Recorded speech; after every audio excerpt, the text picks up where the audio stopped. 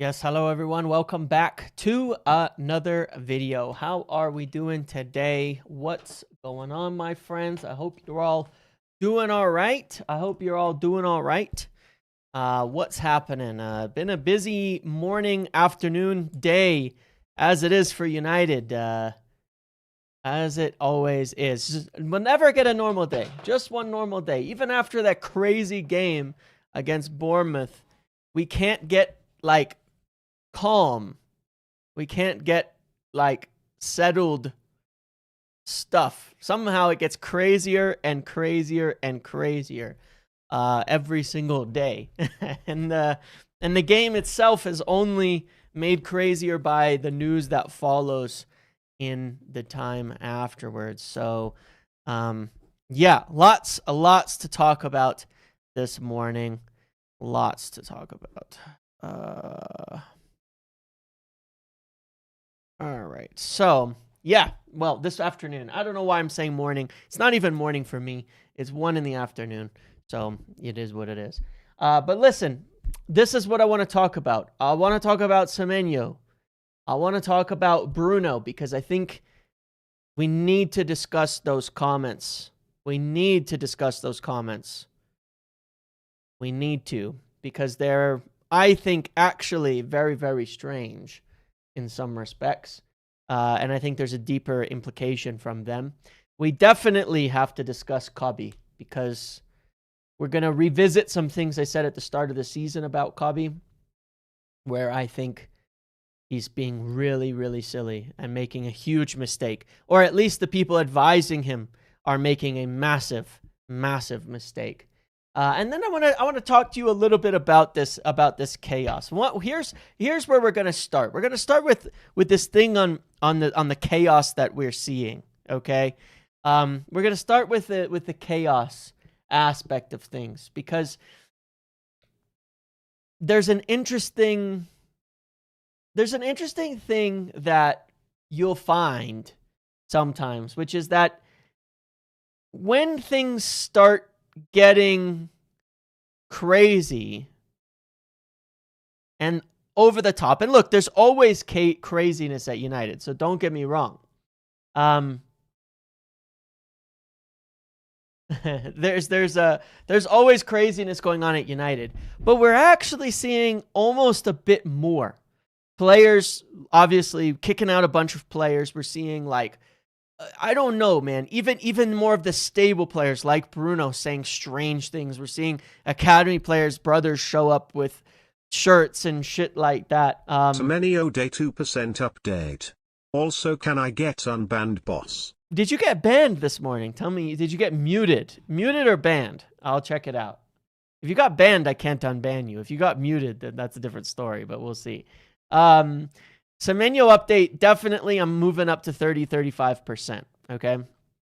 But everything starts sort of coming out at once. We had the chaos with the youth, the chaos with the academy, the chaos with the captain, the chaos with Mainoo, the chaos with Amram, all of this kind of stuff. And I was saying over the weekend that it reminds me of something, okay? And this is something you'll know. It's hard to explain this concept to people because it's a bit theoretical, but I've done a lot of work with, like, businesses, okay? And in my day job, like, a lot of work with working with businesses and a lot of work with fixing things and, you know, stuff like that in a day job. And one of the things that happens is when you come in and start to fix something that's broken, what you very often find 90% of the time is what you can see is just the surface. It's the iceberg, right? It's the iceberg. And when you start fixing things, very often it looks way worse in the short term. And very often things go nuts all over. And suddenly there was like a cap holding down more and more bullshit, more and more stuff, and it explodes. and it rises, and suddenly there's so much stuff going on. And at that point in time, you might feel the temptation to quit or to stop. Okay? But the truth is, you might feel the motivation to stop. But the truth is, that's when you have to keep going no matter what, because you're getting somewhere. I'll give you an explanation we've already seen at United. When Ineos first came in, we got a year of the story. We got a year of stories about the finances. Oh, we're cutting staff and the mood is the lowest possible and it's ruined and they're destroying the financials of the club and they're doing this and they're doing that and they're doing all of this, right? And they were peeling back the layers of the shit that was underneath. And there was a lot. And it was really, really bad.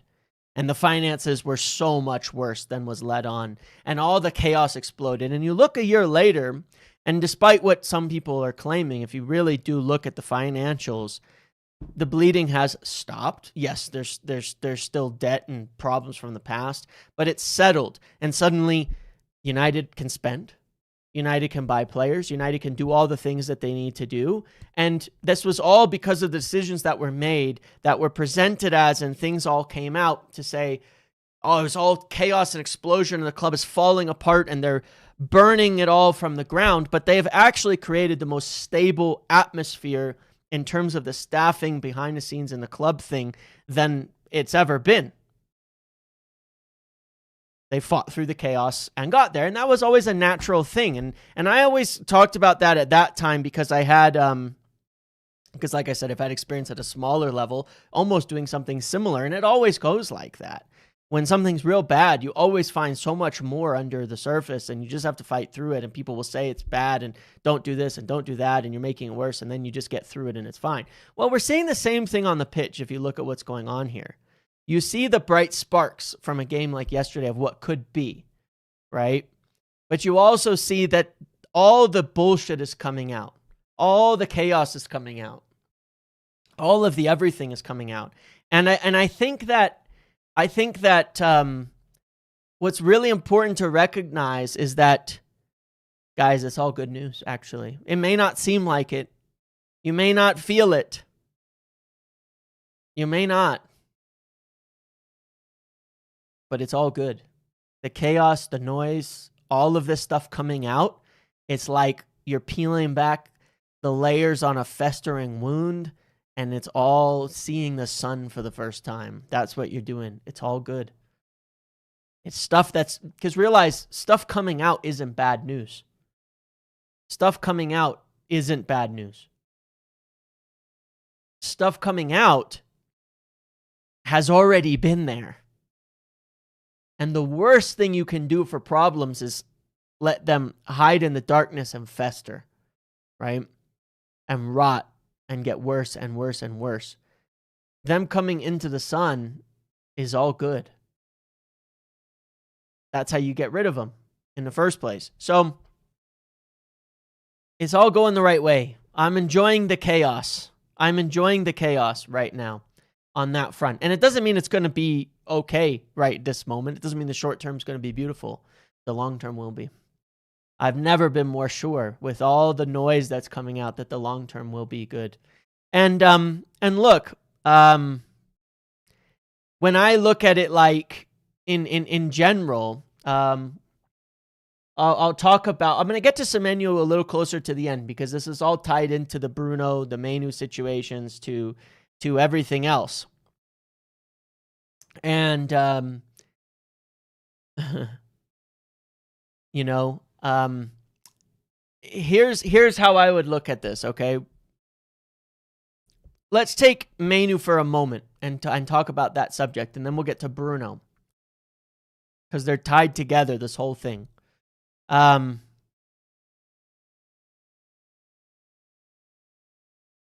you're welcome. Thank you. Thank you for being here.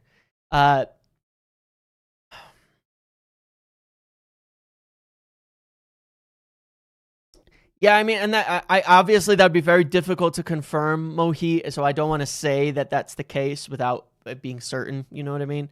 But look, we can't write certain things off. But look, here's what I look at it. Okay, 4 weeks ago, Ruben was talking about the culture problem. He's talked about the culture problem a lot. Sir Jim was talking about how academy, this and that, the culture of it, that it slipped. Ruben makes comments that people get really up in arms about, really angry about, very upset about over the weekend. And then almost certainly, and most immediately, he's proven correct with this Kobbie Mainoo situation. He's proven correct with social media posts and things like that. And I think the thing is that at the start of the season, I said, look, they don't want to sell Kobbie Mainoo. That's come out today, by the way, quite a few times. They don't want to sell Kobbie Mainoo. I said they don't want to sell Kobbie Mainoo. They want to keep Kobbie Mainoo. They've never wanted him to go. And that's why I've looked at that and said, look, I know they don't want him to leave. Hence, all the stories are coming from one direction, and that's going to cause problems. They don't want Kobbie Mainoo to leave. They've wanted him to stay. They've wanted him to commit to the future, because if you look at this, and this ties into Bruno's comments, which we've talked about many times, there's no certainty anyone's going to be left in our midfield next season. There's none. And I said at the start of the season, if Kobbie Mainoo's people had half a fucking brain, they would tell him, relax, calm down, stay. This is a temporary problem. Right? I said he's being lined up to replace Bruno Fernandes. That was the idea. That's why Omar got with his people and wanted a new contract and had 4, 5, 6 meetings with them over it.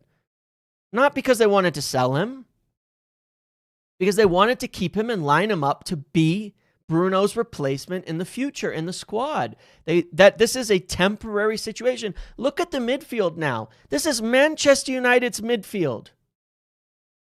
This is Manchester United's midfield right now. Okay? It has Ugarte, who's going to be sold. It has Casemiro, who's expiring on a contract. It has Bruno, who probably wants to leave.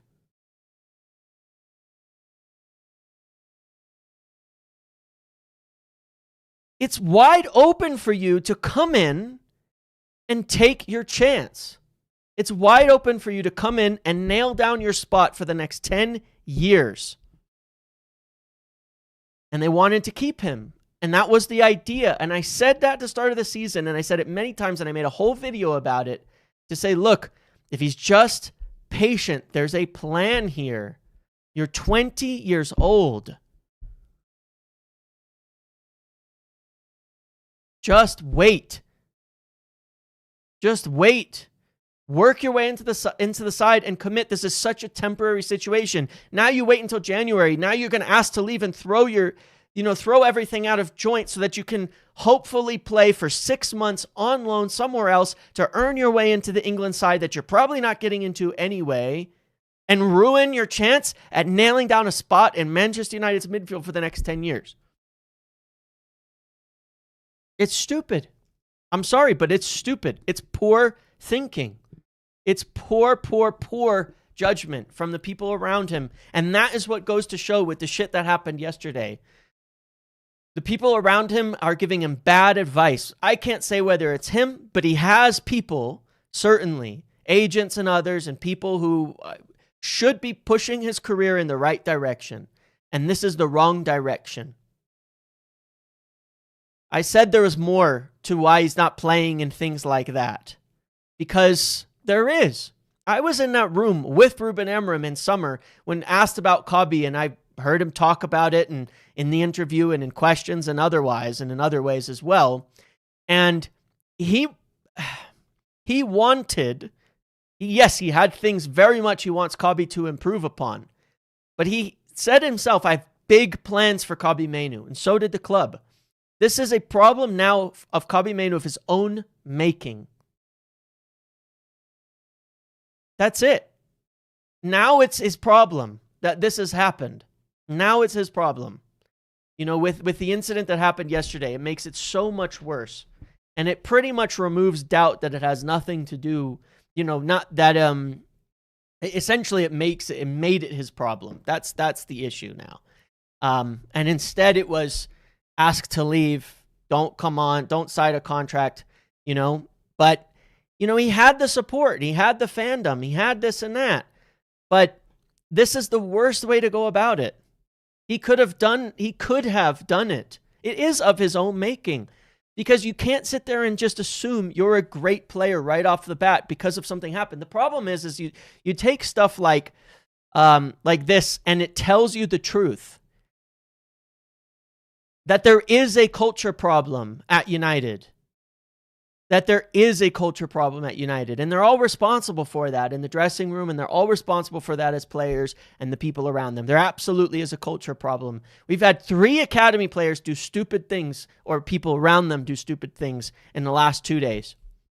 Now, from silly posts to this incident yesterday, not smart stuff, not stuff that is going to do good for anybody in them, and it doesn't do anything for their career. There is a culture problem at United. There has been a culture problem at United. It has absolutely affected and infected many of the academy players. If you look at where a lot of the problems have resulted Kobbie is in some 20. of the biggest issues. Young people make mistakes. Bruno is 31 and the captain. Bruno's comments are worse than anything that Kobbie has done. We'll get play to that in down a second. 13 years of hiring managers, giving no competent support, letting infrastructure and personnel quality wane, endorsing player power, and firing same managers every 2 years has done. Absolutely true. Absolutely true. If people do play down just the amount of destruction that has gone on at the club, you know what I mean? For sure. And I'll address that Bruno stuff in a minute because I want to talk about his comments. So my point is that, look, I want Kobbie to play, I want Kobbie to play. I thought he was good yesterday. I was very excited. I was like, all right, thank God, Casemiro suspended. Mainoo comes on, has a good performance, gets a chance to nail down a spot at Villa and grab it with both hands. And then this shit. You know how frustrating that is? That's frustrating. That is frustrating. What is the evidence he had anything to do with it? It doesn't matter. It's his half-brothers, people that he likes, that he spent all summer with. It's close family of his. It's all of it combined. You can keep digging your head into the sand. I had the same commentary on Garnacho and his brother. People have talked the same way about Rashford and his brother. We used to talk the same way about Pogba and his brother. And they all were problems for the club. Not necessarily Rashford, actually. Funnily enough, that was the least, because people talk about his brother getting arrested, one of his brothers getting arrested somewhere as if that had anything to do with him. That one wasn't fair at all, to be honest. It had nothing to do with football, actually. But, it's like, it's not in a vacuum, The idea that a family member is wearing a free Kobbie Mainoo shirt and you have no knowledge of it, no idea of it. The point is, what does that imply about what's being discussed behind the scenes and his feelings toward the club and his commitment to the club? Regardless. Because certainly if you were telling your family members and friends, if you were telling your family members and friends, I want to be here, I love it here, I want to stay here, I'm committed, I'm working hard, why would they wear a free Kobbie Mainoo shirt? Why? Why would they? What reason would they have to? Quiet, Smokey. And I'm not saying he should be disciplined or punished, but it has to be addressed. And the problem is that it unfortunately implies a problem. That's the issue. It just does. No, saying it's his half brother isn't. Yeah, I understand. I understand, Shatters, but he spent all summer with him. And whatever anyone can say about his brother, whether he's a hanger-on or whatever, that's it doesn't matter because there's more that goes into this. There's obviously more. You know, the people around him have not made any of this better when we're talking about, you know, culture, when we're talking about these issues. You know, we can sit here and say, like, some people have tried to claim that he has nothing to do with them, that he's not connected. They're clearly family members since he was a young kid. You know, it's not like he doesn't know him. I responded to that as well somewhere lower down. But it's like, it doesn't matter. It doesn't matter. You know, it doesn't matter. He's got to deal with it. He requested a transfer. You know, that's what happens when you do this. It all comes in together, you know? Okay, he started repping Kobbie Mainoo's name after he broke through at United. Well, it doesn't matter. I don't want to get into weird stuff about people's families and things like that. It doesn't matter. He asked to leave. His agents are putting out stories all the time, notably silent. I don't see any Daily Mail stories or, you know, MEN stories today about his brother, keeping that pretty quiet instead of addressing it. I wonder why. You know, it's like it doesn't matter. This is a circumstance and a situation of his own making at this point in time. You know, this is a circumstance of his own making. That's it. He has to address it then. He may not be responsible for it happening, but the circumstances around it he's responsible for, and he has to do something about it. You know, he has to do something about it. He has to respond to it. It becomes how he reacts to it that matters. Okay. I had two questions. One, do you think the board is ready to give Amorim time? Yes. I know they're focused on building squad, but how are they seeing his personality and man management too? How long until the board weeds out player power? But that's the point. That's the point. You know, that's the point. That's one of the biggest reasons Amorim is being given and afforded that kind of time, is because he is dealing with this and they know it. And he's one of the only managers we've had who's actually committed to that bit of fighting through this kind of problems. You know what I mean? I said this weeks ago, he is the only guy fixing the culture at this club and focused on it. He's talked about it with the academy. He's talked about How do you culture. not pause such persistent and heavy criticism about a 20-year-old who has been a part of our club since he was a child? What is the heavy and persistent criticism, though? What is the heavy and persistent criticism that I'm giving? What is the heavy and persistent criticism that I'm giving? I've always praised him as a player. What I've said was he's being poorly advised. That is making his situation at United worse. It is poor decision-making on the part of his career. And it is.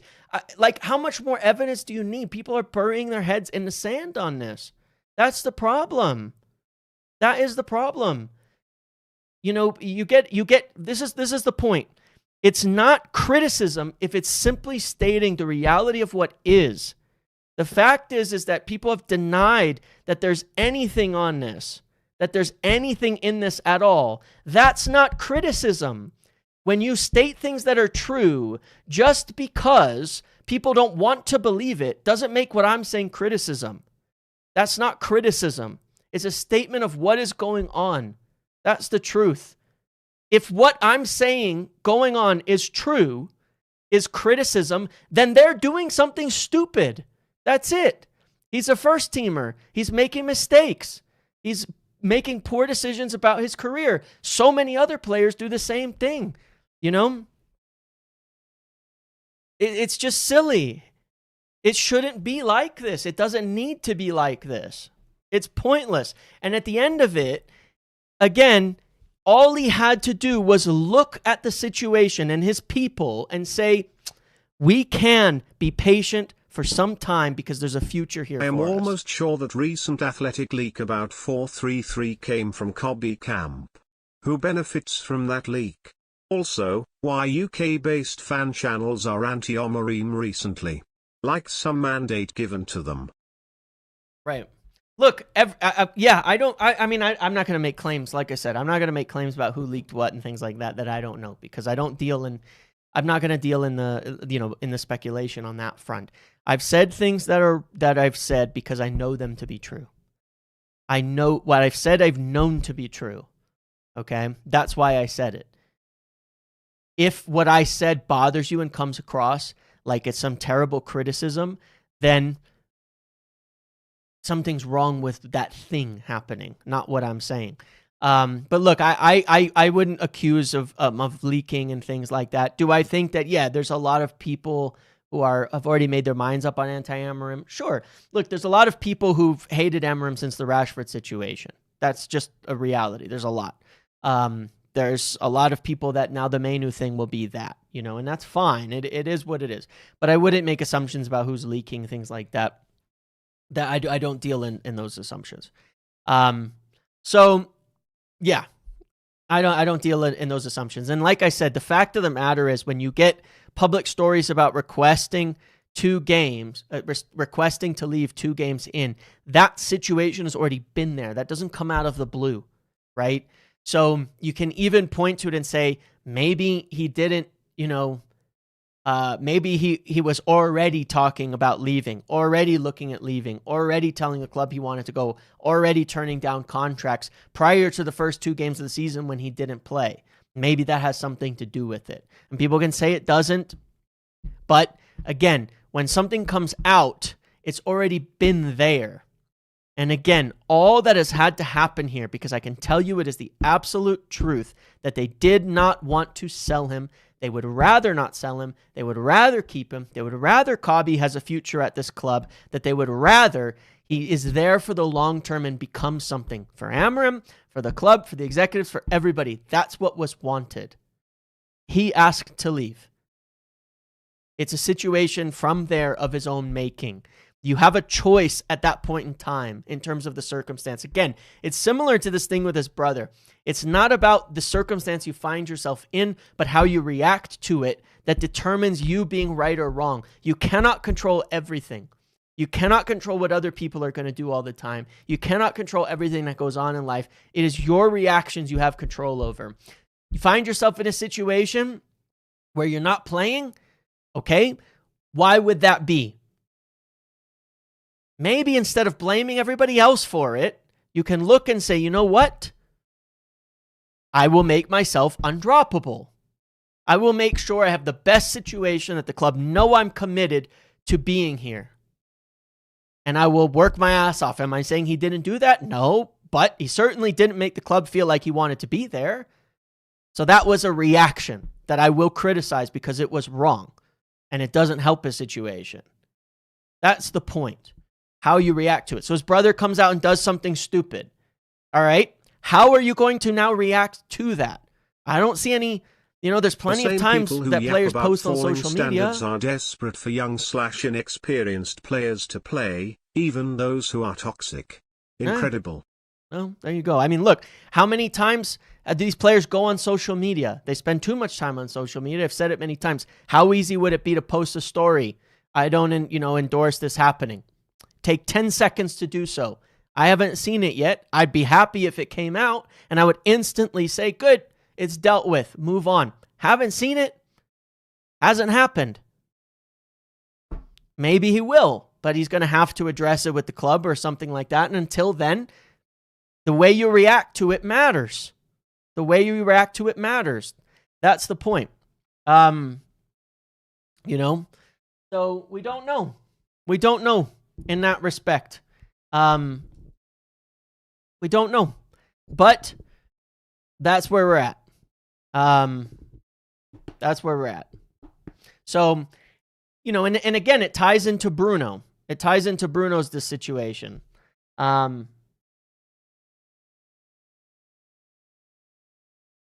ties into Bruno's situation because of these comments from Bruno. And I have to agree with some of the posts recently, some of the things that came out in the media and news and some people's takes on it, which was that I think Bruno's comments are also quite poor. I have seen that. I think Bruno's comments are quite poor. You know, I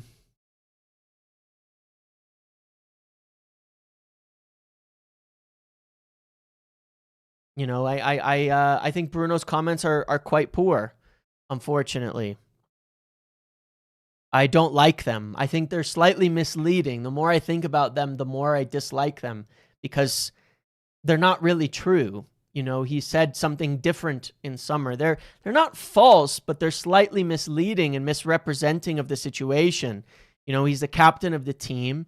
2 weeks ago, he gives an interview in Portugal, talks about how he's sad, he feels offended that the club might have wanted to let him go. I mean, again, I really don't like that. The podcast with Phil will be coming out in a little bit, but we were saying on there, it's quite similar to Mo Salah, actually, when you think about it. You know, it's quite similar to what Mo Salah did. Mo Salah said he thinks somebody at the club, you know, that they don't want him there and that disrespected and this and that. And Mo Salah's won them 2 titles and 2 Champions Leagues, or 1 Champions League, I don't remember. It's not very different. It's really not different at all to that. And the club need to guide the manager in the next press conference. We can't have this level of noise week in, week out. Nah, let it happen. Here's the thing. Amram's not saying anything that the club don't agree with, to be clear. It's very similar to what Mo Salah did in that respect. And it's not really true in some respects. You know, in 2024, he wanted to leave. His agent was doing a world tour, going to Barcelona, Bayern, saying, we've got offers. And they leveraged that into a new contract. And let me remind you, Bruno, captain of United, let me remind you for a moment. You put a release clause in your contract. Club didn't give you a release clause unless you asked for it. So who was showing commitment in that instance? You asked for a release clause. You cannot say that it's the club not committing to you when you leveraged a new contract with a release clause for European clubs. That's talking outside both sides of your mouth. You know? That to me is very, very, very unfair. I don't think that that's honest. You know, you got a big pay rise and a release clause. That's not the club not committing to you. That's you wanting a way out of the club. I understand why you do, and I don't have a problem with it. No problem with it. It's actually totally fine. I get it. You're other side of 30. You might want to be going somewhere else. You might not want to stick around for the rebuild. I have no complaints with Bruno for that. That's the thing. It's okay. There's nothing wrong with you doing it. But don't come out and criticize the club for it. That doesn't make any sense. Don't come out and criticize the people who gave you that contract and say that they're not committed to you. That's unfair. Then you're starting to spin a little bit. That to me was not totally honest. Nobody had a problem with if Bruno said, I want to leave. I want to go somewhere. I want to play at Bayern. I want to play at Barcelona. Nobody would sit there and go, Bruno, you dickhead. Nobody. Nobody would complain. Nobody would say he hasn't been loyal. Nobody would be like, wow, what a jerk. He's ditching us. Nobody would say that. Most people would have said, good for you. We appreciate you. Thank you for what you did for us. Thank you for the time you had here. Thank you for being an incredible player. Thank you for all of that.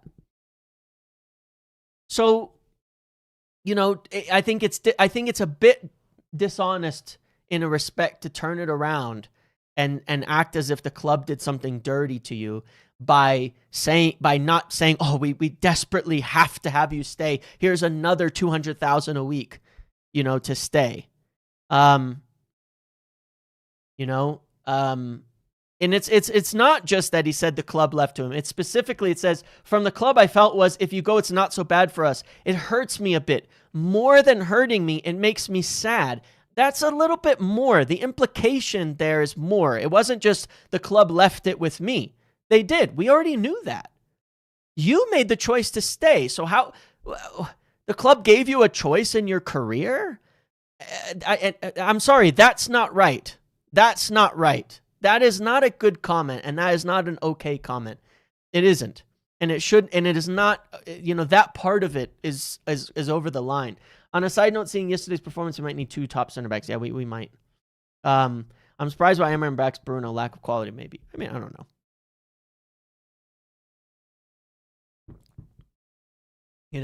He says the club wanted me to leave. I have that in my head. I told the directors that, but I think they didn't have the courage to make that decision because the manager wanted me to stay.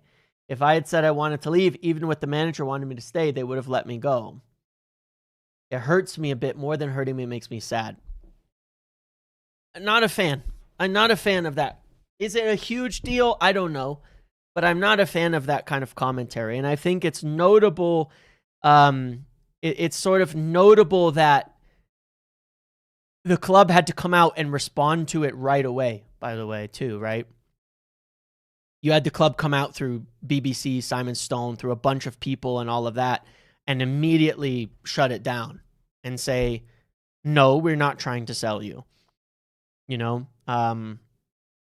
Just because that tells me they took it rather seriously, that kind of commentary. I think that for me, that's just him saying he wants to leave. That's what it is to me. I think he wants to leave. I think he wants to leave. He wants to be told he's not for sale. But he got a new contract a year ago. A year before that. A new contract in 2024. Look, I don't believe that shit. Okay? First of all, I don't believe in those little political things. They're all negotiations. It's all negotiations. That to me says either I wanted a new contract or something. You know what I mean? That's what it is. That to me is it. So to me, it's a bit of the groundwork. I think it's a little bit of ground laying of he wants to leave. That's what I think. It sounds like he's justifying the want to depart. That's how I took it. That's my take on it. It'd be like, someone tried to use an analogy that I don't think worked in my comments on it. So I'll go to the relationship analogy here. If your girlfriend comes to you and says repeatedly, well, you don't really want me. You don't really want to be with me. You don't really want to be with me. You don't really want to be with me. And you're like, well, I'm not forcing you to be with me. I want to be with you. It's your choice whether we stay in a relationship or not. Oh, that makes me so sad. What would you think? It's a bit gaslighty, for one. It's a bit gaslighty. In fact, people do that in relationships. They say shit like that more often than not when they're trying to get out of the relationship and they're trying to pin it on the other person. Well, you don't actually want me, so I'm going to leave. That it's a bit like that. That's how I took it. That's how I took it. So that's my read on it. That's my read on it is that he wants to leave. That's my read on it. And that's fine. I don't care.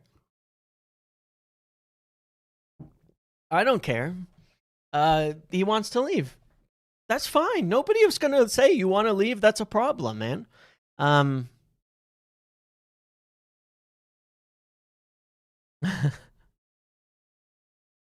They never got a Saudi offer, Cliff. They left it until Bruno to accept terms or not. He had many discussions with them.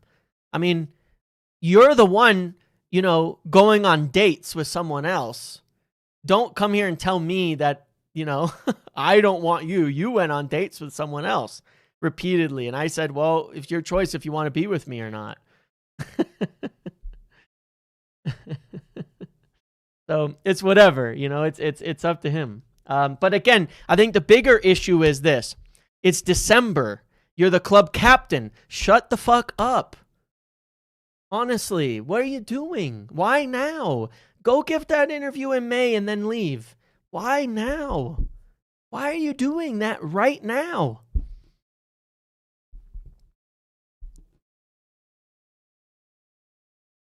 Why are you doing that right now? It's just not the right time for it. It's not him saying it that's a problem, Cliff. He didn't lie. It's the whole part about how it makes me sad. It makes me very upset. That's a bit like roll your eyes. You know what I mean? And again, right now, there's no point in saying it. It has no value, and it adds nothing to the club. You know? And given it was 2 weeks ago, you could have stopped it. You know, you could have stopped it. You could have just said, you know what, this isn't a good thing to be out there. But why 2 weeks ago? We were just getting somewhere. We were getting some momentum. You know?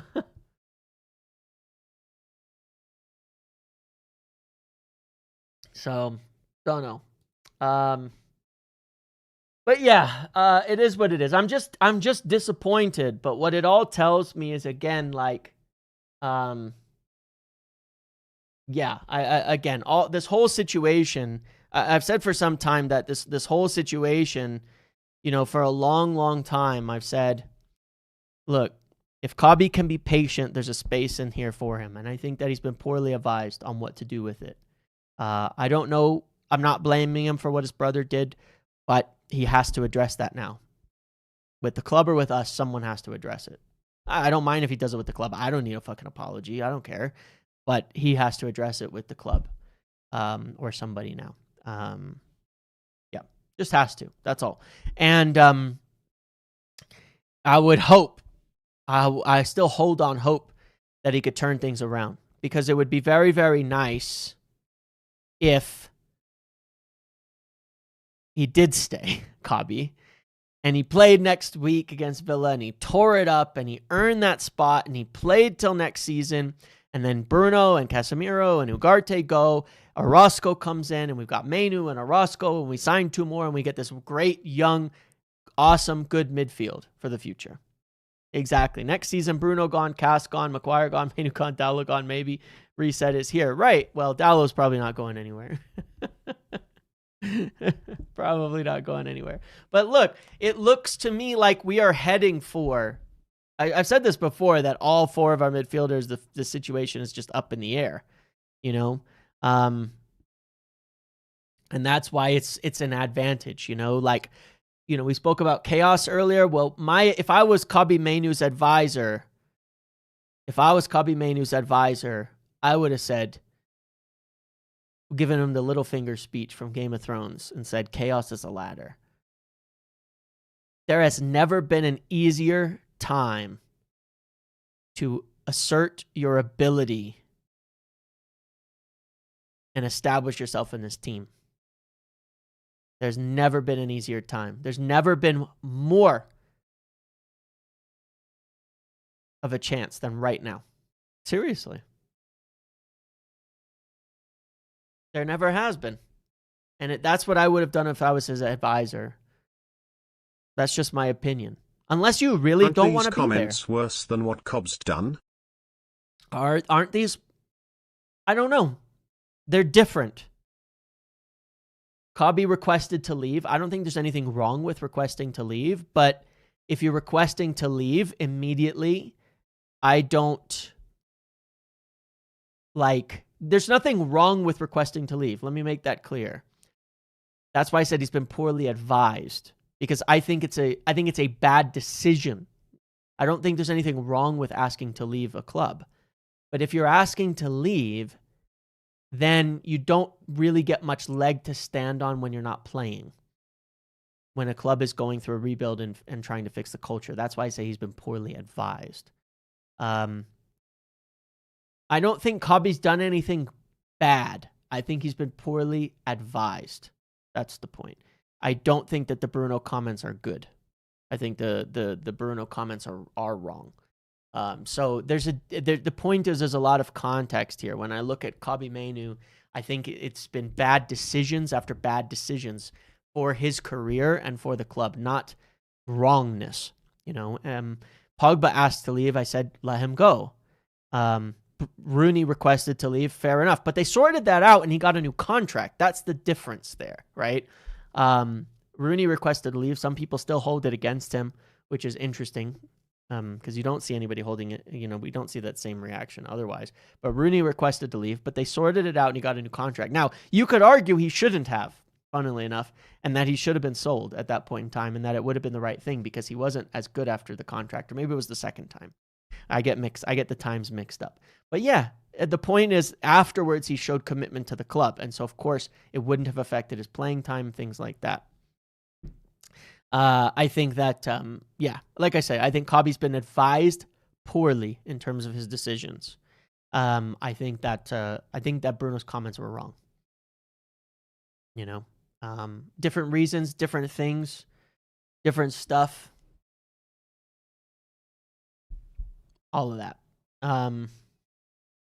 So yeah, but like I said, if I was advising Kobbie, I would have looked at this midfield and gone, are you joking? Like I said, look, it's hard to have the conversation because some people will just insist that Amram would never have picked him no matter what.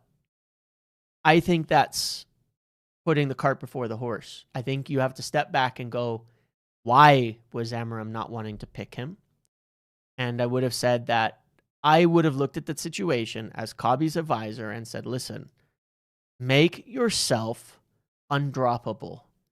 Make yourself a requirement. Mason Mount has done it. Why can't you? Casemiro has done it, and I don't even think he's any good right now. Why can't you? Diogo Dalot's done it. Why can't you? De Ligt has done it. He wasn't even our starting center back last year over Maguire. Why can't you? Ahmad's done it. Most everybody. There's so many players in that team that earned their way into that starting 11. The idea that for some reason there would be a personal grudge beyond anything but, this is what I need. Work hard to provide that and make the manager pick you. I've been in teams. I've coached teams. There's two ways of responding to that. That's not what he said, that he doesn't see Kobbie in a midfield too. That's misrepresenting his word. That's misrepresenting his word. He hasn't. But a lack of Shaw as well. Yeah, Shaw too. Shaw's now basically undroppable for him. None of these guys were in his plans. None of these guys were people were none of them. So, again, it's how you react to it. And I would have responded to that in that way, and told him to. And I think it's unfortunate. Like I said, I think it's unfortunate the direction that he's been pushed, and I don't think it does him any favors. And unfortunately for him, Andy Mitten uses the phrase like losing the moderates. Unfortunately for him, his brother doing that the other day, which is why I'm saying he has to respond to it, lost him a lot of support. I was actually almost surprised by just how many people were like, well, just goes to show. Amram was practically vindicated in a lot of people's eyes entirely by what happened yesterday, rightly or wrongly. That's why Kobbie has to do something about it. That's my point on that. Not that he's blamed for it, but you have to understand what just happened. A family member of yours that you have spent a lot of time with over summer did that, took the piss out of the club, the manager, and everybody else at Old Trafford, wearing a shirt that says free Kobbie Mainoo.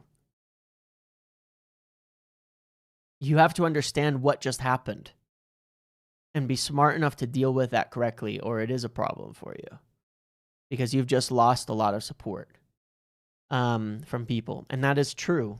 That is true for what it's worth. I've barely seen anybody who is saying that it's not something he has to deal with now. He's really, really done him a disservice, his half-brother. Really, really, really done him a disservice with that. That's what I'm saying. It's how he reacts to it now that matters. And I hope he does react to that well. So, yeah. Crazy times, but The culture does need to change at the club, and we're getting there. Culture does need to change, and we're getting there. And it will. So we'll be there. And again, I hope he does address it. Just like I hope he addresses it. I hope he stays. I hope he earns his spot. I hope he signs a new contract, and I hope he stays in the long term and becomes one of our. We sign, Elliot Anderson, and him and Kobbie make a partnership next year. That would be my favorite thing that could happen. Or Baleba and him. I don't care. Just whatever. Yeah. So that's that. Now, the next thing, we finally got to it. I apologize, but it's a lot to talk about these days with United. Is Semenyo, right?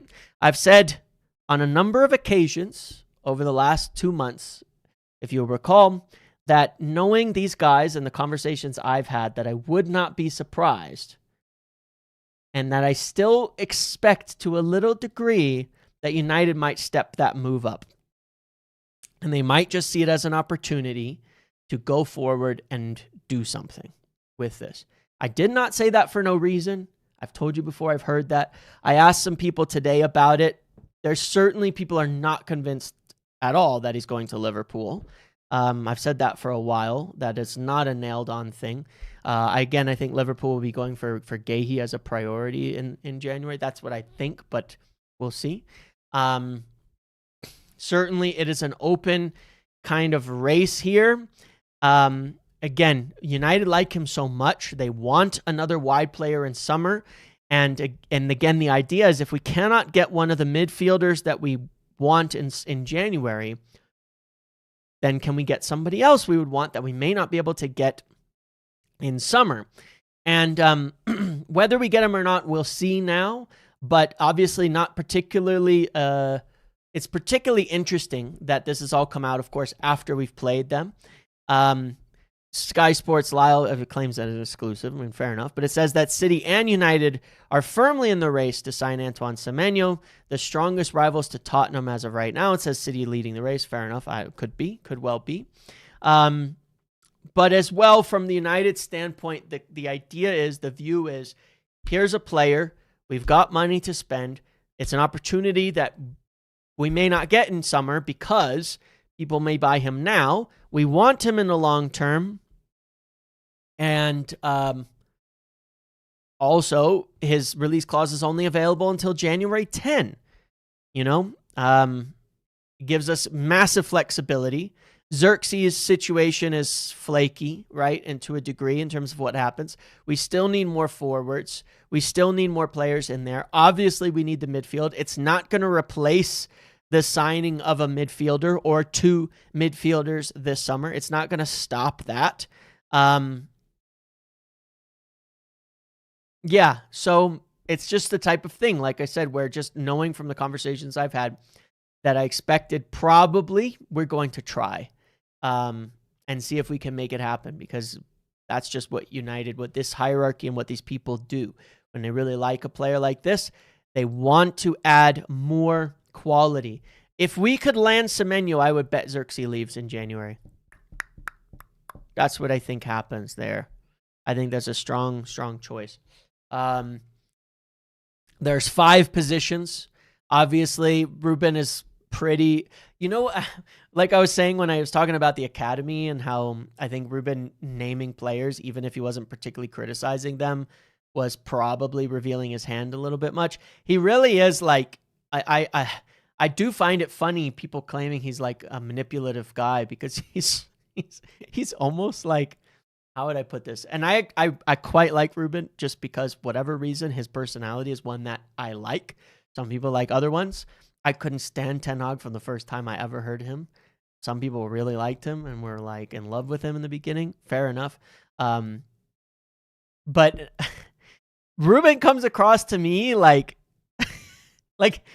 how do I say this nicely?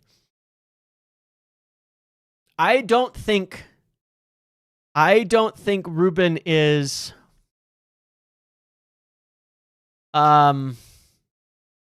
what's the word for it? I don't think Ruben is mature enough to be manipulative. Okay. And I'm trying to explain that because I'm not saying that manipulation isn't immature, but what I'm saying is that being manipulative requires a certain degree of like calculation.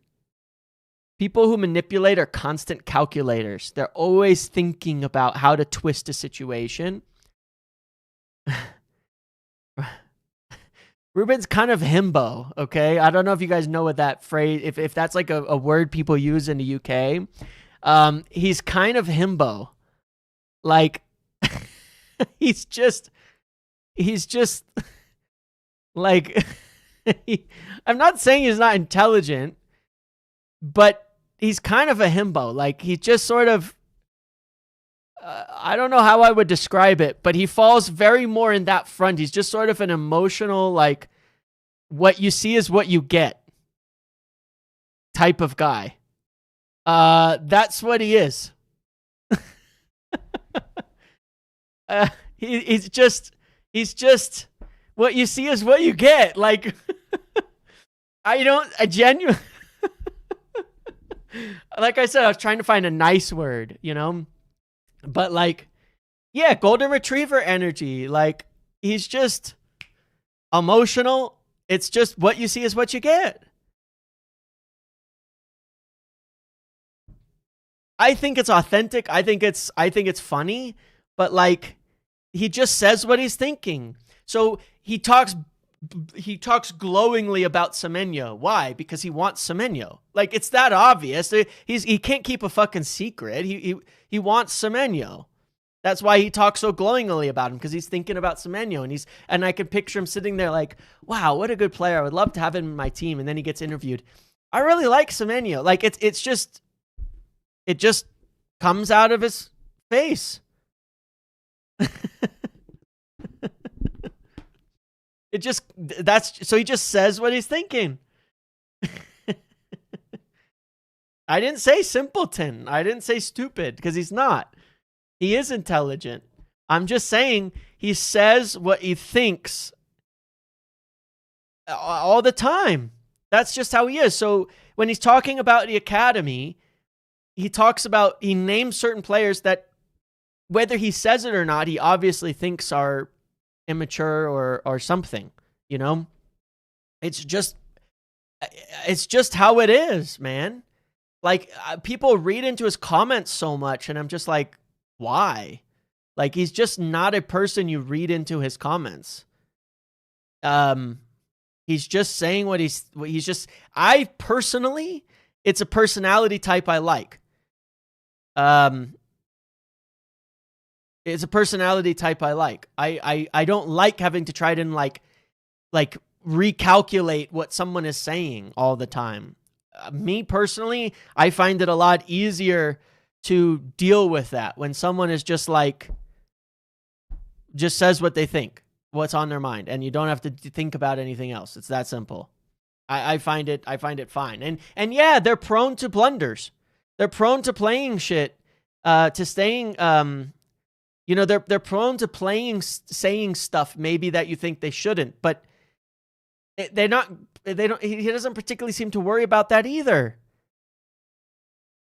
You can say it's naive, but I don't think it is, because I think it's only naive within the context of people think that there's something wrong with it. You know, like the academy comments that he made, okay? People will say he's naive to have said that. Why? Because you think the poor reaction to it means he was wrong to say it. He doesn't think that. And he's not necessarily wrong to have said it. He's not naive. He knows what he's saying. I'm not saying, like I said, he's not stupid. He's not naive. He knows what he just said. He knows he just made a commentary on certain players, or he knows he just did this. Like, he didn't do it without knowing what he was doing. He did. I'm saying he's not, it's like, you can be blunt and direct and honest and authentic without being naive at the same time too. And you can also be emotional without being naive. He's just sort of ordinary. Some people don't learn to like pamper their words and do the PR and stuff like that. You know what I mean? Yeah, that's what I'm saying. I forgot where I was going.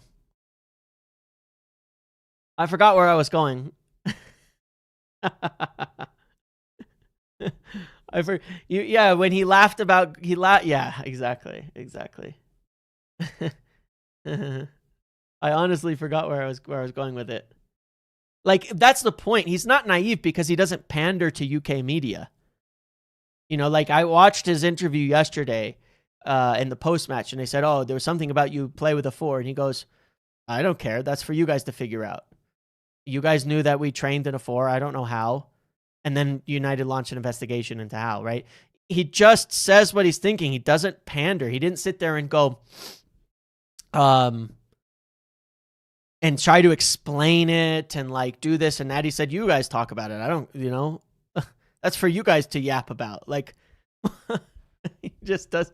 He doesn't that. I think that's fine. You know, I think that's fine. But point being was of course about Semenyo. It's very obvious that from his words then that they would love to get Semenyo, you know, that they would love to get Semenyo and that he would love to have him and that he would want him in a team, you know? So, you know, it is what it is, right? Yeah. So it's interesting. I feel much more potential than I did before that we could get him.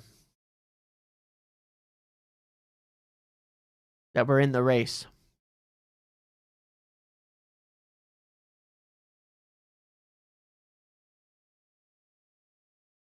I do. I think we've got a chance, man. Because I feel like the story's out there because of something, but I don't know. Time will tell here, but what I do believe is he certainly, I've never gotten the idea or the info this in the last few months that he's nailed onto Liverpool, and I've always insisted that there is a chance United will go in for him now because he is a player they admire so much. Yeah. Yeah. So anyway, it's interesting. It's very interesting. I would love Semenyo. I would. I know we need a midfielder more. I would like to have a midfielder more right now. I've gone back and forth through the season. But maybe that's because Dallos had a couple good games. That I've stopped worrying about it so much. But we've seen, I think as soon as we see Ahmad out for the next few games, we're going to go, yeah, we need a wide player more than anything right now. That's how I see it. Yeah, I don't know. I think City would be a terrible move. You know, Semenyo is, for United, almost perfect. If you look at, like, for his career, how he plays, his styles, his things like that. Physical, runner, both-footed. He could play 5 positions in his team. He will get minutes. He will play. He will have a significant role for the long haul if he joins. Whereas you go to City, you might have one specific position and you may play or you may not. So yeah, we'll see. But yeah, crazy times. So look, like we were talking about in the post-match yesterday, if you missed it, we rebuilt the forward line. We're scoring goals. I think what's clear with all this noise around Kobbie, around Bruno, around everything else is that's what's going to happen in the midfield now. Time to rebuild the midfield. And if we do it to the same quality and level that we've done the forwards, we're going to be a really, really, really good team. Really fast. And on that, someone was mentioning earlier, because I talked about this Casemiro thing, all right? And someone was saying, KG was saying that Casemiro was good yesterday. I rewatched the game 30 minutes ago. No, not 30 minutes ago. 30 minutes before I started today. I rewatched the game 30 minutes before I started this. And I gotta say, man, I don't get it. I don't get it. He said Pool are focused on Gehi. Yeah. Pool are focused on Gehi. I do not understand. I think that people are like full on gaslighting themselves. But on Thursday in Patreon, I'm going to do a watch along. I watched through the game, and on Thursday, I'm going to do a watch along in Patreon, going through Casemiro, going through the game with a specific focus on Casemiro so people can see it. Because I'm absolutely baffled with the assessment. I have no idea what people are looking at. And I just watched it again. I've got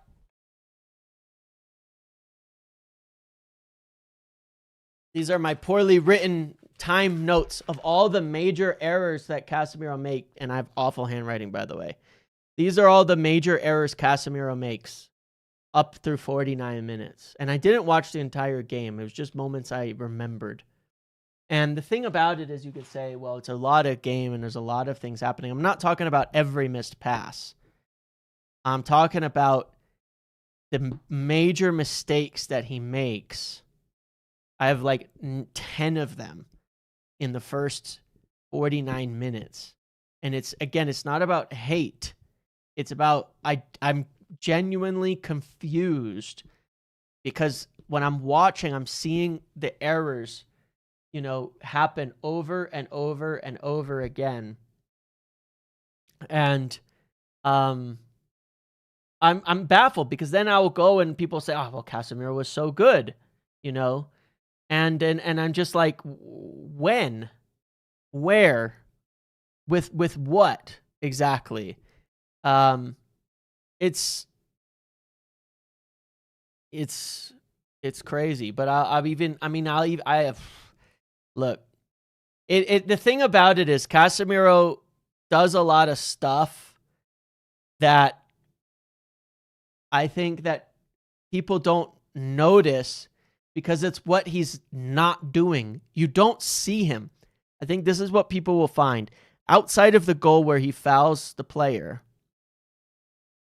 the reason people think Casemiro is good is because you don't see him. What is stopping Semenyo from being in 50% plus category? You hearing good things from your sources? Because the thing I don't know, Tubbs, is where he wants to go.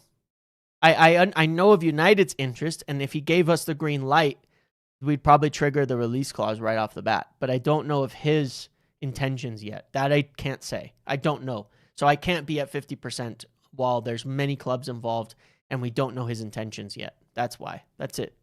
It's less about United now and more about him. I just want to know, what would he do?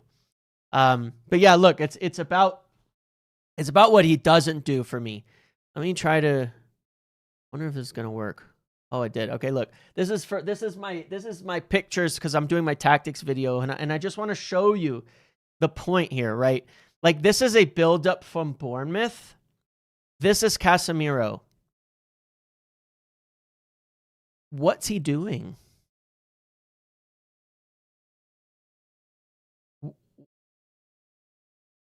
Like, what is he doing? He's our number 6. Bear that in mind. These people say, well, he's not making tackles because he's making 0 tackles per game right now. He's blocking passing lanes. Where? What is he blocking? There's no one within 20 yards of him. Now watch. Look at how he runs and the angles that he makes himself be behind the play. Watch. He's there. Lenny has to step up. Their forward drops out over here. He takes a random step to the left. Now watch. It gets worse. Then he turns back to chase the play, runs out wide, inexplicably, for no reason, and then lets this guy run by, and he's still just chasing thin air. And Shaw comes out and closes this down. This is one of like a dozen examples that I will show in this. He's nowhere near the play. He's not defending anybody. He might as well not be on the pitch. He's defending thin air. Like, where is he going? He goes nowhere. And he's nowhere near the play. You know, and I'll find you a number of examples of this, because like I'm saying, he's never where he needs to be. Here he turns the ball over deep, results in a very dangerous attack at 1-0. Here, watch. Here's Casemiro. Look at this massive gap of space. Why is he back here? There's nobody there. So naturally, the ball comes into that space, into this wide open player, and then he has to rush out from the back line. And of course, he can't make the tackle. The ball goes out wide for a chance. Like, he's not defending anybody. Like, he just doesn't. I don't know how to explain it, but he doesn't do any defending, you know? Here, he gets the ball right here, and I see people saying, well, he's passing, you know, he has nowhere to go. What do you mean he has nowhere to go? Look at all of this empty space to pass the ball out wide. Instead, he first time launches it out of play when we're at 1-0. A huge part of the reason that we cannot control games with leads is he cannot control himself. And then you look here. I remember this one. This one, I lost my shit mid-game. Look at how many passing options are available. There's no pressure on him. He launches the ball straight to the moon. He just literally kicks it straight up in the air. And this is, again, while we're leading, this is why we concede when we get leads. He just throws the ball away for no reason, constantly, and puts us under pressure. But he's also not defending anybody. It's crazy. Now look at when they scored, right? Here's where I'm talking about the awareness. This is your number 6. Nobody is within anywhere near him. Now look, Aiden Heaven makes a mistake, but you have a defensive midfielder for a reason. Shaw comes up here and loses the ball, but look at where everybody is. And Casemiro's in the center. Now, I don't know if you guys know your Pythagorean theorem, right? This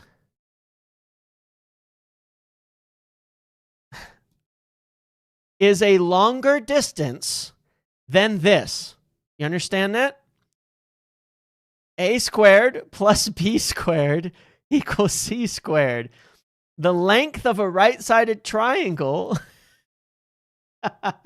is much longer than this side of the triangle. All right? Just for anyone who understands triangles, okay? When we lose the ball here, he should be back defending it, but he's standing, feet planted, and look at how long it takes him to move his fucking feet. It takes him so long to run. Semenyo has gone from here to here, and he's moved 1 foot, and he's a number 6. And so, yes, you don't say, well, we conceded the goal. Casemiro's got nothing to do with it. You're goddamn right. Look at Bruno. He almost caught him. He almost caught him. That's why I said it was a good game from Bruno. I praised Bruno quite a lot. He put in damn good effort. He almost caught Semenyo. Casemiro wasn't even trying. I said in the game, it made me mad. It was like it's only for the cameras. I'm sorry. I'm being overly critical, but I'm not stupid and I'm not wrong. I know what I'm seeing. He could have got back and helped. He could have got back and helped. And he didn't. He could have got back and helped, and he didn't. Right? And he didn't. And that's awareness. That's the awareness that I'm talking about. Now look at 2-1, because I keep hearing he's blocking the passing lanes. Bruno is chasing a player over here. You've got a guy in the middle, right? Here's Casemiro. Doesn't close him down. Doesn't block the pass. What does he do? Stands in no man's land. Feet planted. Ball rolls past him. Goal. So we can say that it's all on Aiden Heaven because the defending was poor. What is your job? What are you doing? What are you doing? That's what I'm saying. You don't see Casemiro. You don't see him because he's not doing anything. That's the problem. So it's very easy to look and say he's not doing anything wrong. It's very easy because, like I said, there's other people making mistakes, but he's still at fault. The other people get the criticism. Heaven's getting the criticism. Everybody says Heaven's had a bad game. Everybody. Everybody says Shaw shouldn't have lost the ball. Everybody. Nobody will sit there and go, why is our number 6 marking thin air 45 minutes of the game? Why? And I'll show you. And then the last goal is even worse to me. Should I do the triangle again? Look at how many yards in front he is, okay? These grass things, I think they're like 8 or 9 yards.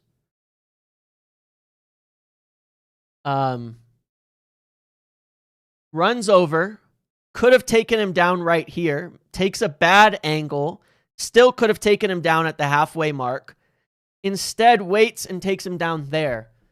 Stupid.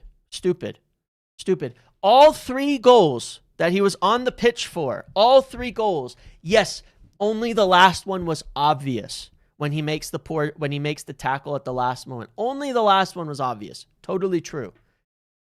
But if he was doing well, if he was playing a good game, he would have helped on the other 2. Easily, he could have helped on both, and he didn't. That's why I say, so it's like a guy cannot be the reason. He didn't lose the ball. Fine.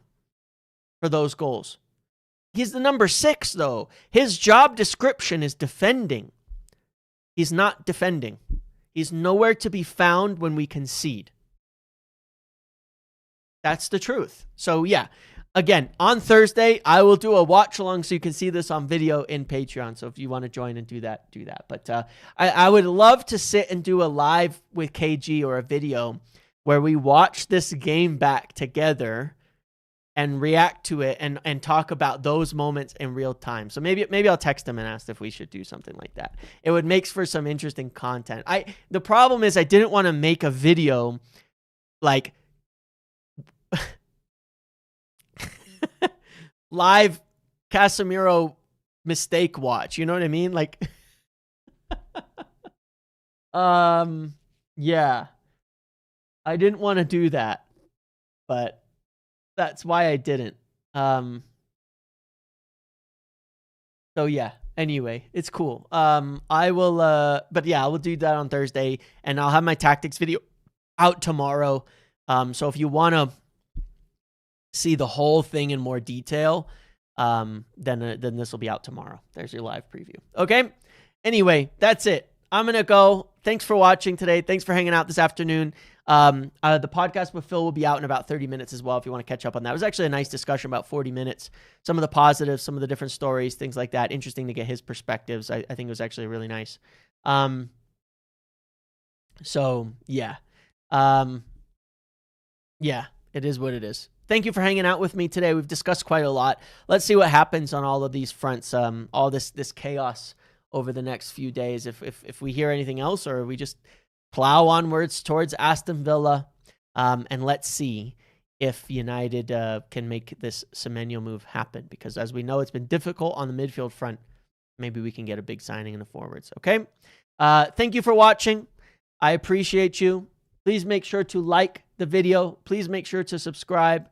Please make sure to check out the other ones. And thank you very, very much for the donations, for the questions. I appreciate the respectful, discussions and things like that. I appreciate that I get very excitable in talking about certain topics that you may disagree with my opinions on, and I'll get very intense about them, but that's just who I am as well. So yeah, you can always feel free to bring up different viewpoints, different opinions, different ideas and things like that if you want me to respond to them, and I'm happy to always. And I will always try to back up what I say and my stances with evidence and things like that as well, like this whole Casemiro thing we just did. And I know a lot of you will appreciate that. But I will also check out further the Semenyo thing as we find out. But we've had a lot of, I don't know what the word for it is.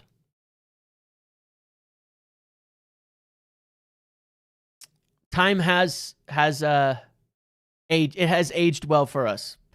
The things that I've shared about, about Mainoo, about the club not wanting to sell him, about the potential long-term plan if he was to stay, about some of the issues, it has aged well on that front in terms of the truth to them, not necessarily the situation themselves. I wish it wasn't that way, as well as Bruno and the Semenyo stuff. So let's see. I will always keep you updated to the best of my knowledge either way, whether I like it or not, whether you like it or not. Okay? See you later, everybody. Have a good rest of your day. Goodbye. Enjoy. Good night. The fuck is the button? There it is. See ya.